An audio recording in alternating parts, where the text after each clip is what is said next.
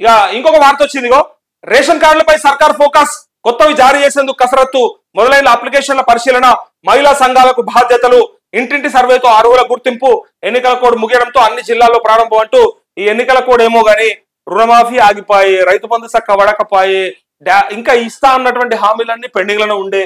So final గా ఇప్పుడు at least ration కార్డులతో మొదలైతా ఉంది. గత ప్రభుత్వంలో రేషన్ కార్డులు ఇవ్వలేదని చాలా మంది బాధపడ్డారు, చాలా మంది పేదలు ఇబ్బంది పడ్డారు. మేము రేషన్ కార్డుకు అర్హులం కాదా, కొత్త రేషన్ కార్డులు ఎందుకు ఇస్తలేరని చెప్పి బాధపడ్డ సందర్భాలు మనం చూసాం.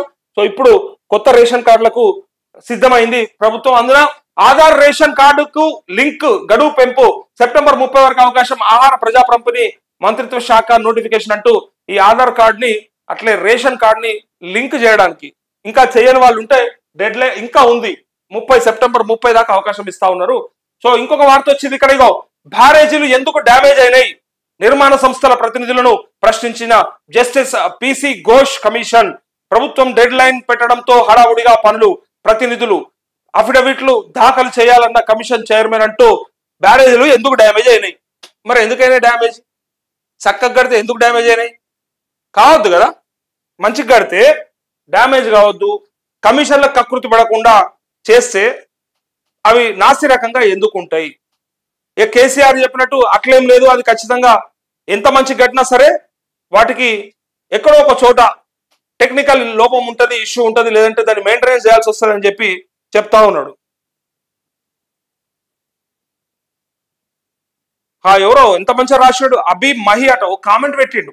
అబ్ మహి, నీకు తెలియదేమో కానీ టోటల్ మోడీ మాయలో జరిగినటువంటి ఈ script EVM tampering. Okay, EVM tampering నేనేమంటా అంటే 2018లో జరిగిందా జరగలేదా చెప్పాలి. కేసీఆర్ ప్రభుత్వం ఏర్పాటు చేసినప్పుడు ఈవీఎం ట్యాంపరింగ్ జరిగిందా జరగలేదా? 2014లో కేసీఆర్ ప్రభుత్వం ఏర్పాటు చేసినప్పుడు ఈవీఎం ట్యాంపరింగ్ జరిగిందా జరగలేదా? అబ్బు మహి ఈయన పేరు ABHMAHI, ఈయన క్లియర్ గా డైరెక్ట్ గా ఎలక్షన్ కమిషన్ ఏవైతే ఈ పంపినటువంటి ఈవీఎంలు ఉన్నాయో అవన్నీ కూడా ట్యాంపర్ అయినాయని చెప్తా ఉన్నాడు.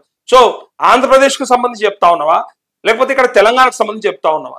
ఒకవేళ ఆంధ్రప్రదేశ్ కి సంబంధించింది అయితే 2019లో జగన్మోహన్ రెడ్డి 151 సీట్లు వచ్చినాయి కదా, మరి ఆ రోజు ముచ్చట ఏం చెప్తావు? చెప్పు ఇప్పుడు. సరే, ఇప్పుడు ఉన్న పాలక వర్గం స్కామ్ చేయడం లేదా? ఈయన చాలా బాధపడతా ఉన్నాడు. పర్లేదు, పాలక వర్గం స్కామ్ ఏందో చెప్పు, ఆ స్కామ్ గురించి మాట్లాడదాం. ఎవడైతే మనకు సో ఫోన్ ట్యాపింగ్ కేసులో Bhujangarao Tirupatanna bail petition reject. ఇగో వీళ్ళు ఆల్రెడీ చెప్పారు బీఆర్ఎస్ సుప్రీం చెప్తేనే చేసినామని, ఇంకా ఎందుకు అయినా తాత్సారం చేస్తా ఉన్నారు, ఇంకా వెయిట్ చేస్తా ఉన్నారు. సో మరి ఆ టెలిగ్రాఫ్ యాక్ట్ ప్రకారం 10 ఏళ్ళకు తక్కువ కాకుండా శిక్ష పడుతుందని చెప్పారు కదా, మరి ఏమాయని చెప్పి అడుగుతా ఉన్నాం. సో కేటీఆర్ పోతారా లోపలికి, కేసీఆర్ పోతారా చూడొచ్చు మనం. ఇక లేట్ అవుతా ఉంది ఇప్పటికీ.